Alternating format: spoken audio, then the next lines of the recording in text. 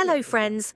This is the program Empire of Lies, in which we talk about manipulation and disinformation of the Kremlin media. Alaska as an arena of a personal deal. Russian TV plays the Putin-Trump card. The latest stories on Russian TV channels about the upcoming summit in Anchorage are building a single narrative. The meeting between Putin and Trump is not just a diplomatic episode, but a decisive moment on which the end of the war allegedly depends. The main intrigue is without Ukraine and Europe. The hosts emphasize that the summit will start on August 15th in a closed format. First, a one-on-one meeting with translators, then negotiations between delegations, a working breakfast, and a joint press conference. The central topic is settling the Ukrainian crisis, but without the participation of Kyiv. European attempts to get to the negotiating table are described as failed.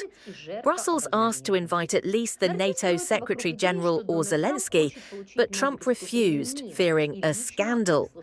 Trump is a peacemaker and a victim of Putin's charm. The narrative is built around the idea that Donald Trump wants to receive the Nobel Peace Prize and personally listen to Putin. It was even said that the Russian leader influences him with his charm. At the same time, the version is discussed on the air that for the sake of the deal, Trump is ready to partially soften sanctions, offer Moscow access to American rare earth resources, and also consider lifting aviation restrictions.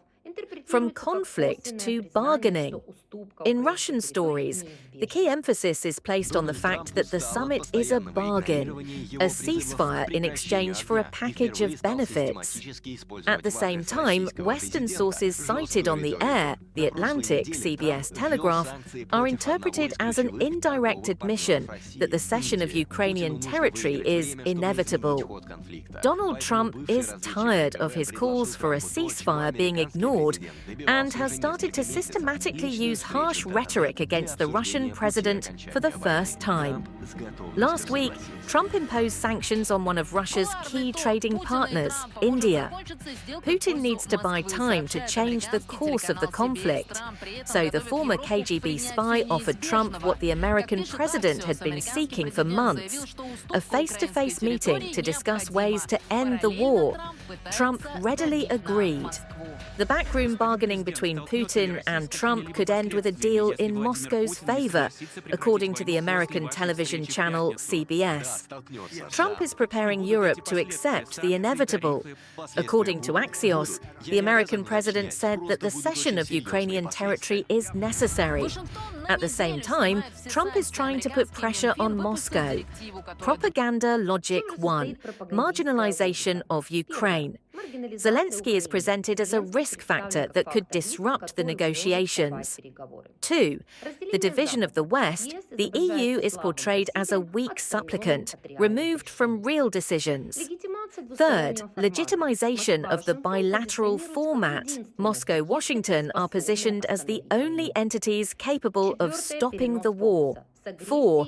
Shifting focus from Russia's aggression to beneficial exchange and personal interaction between leaders.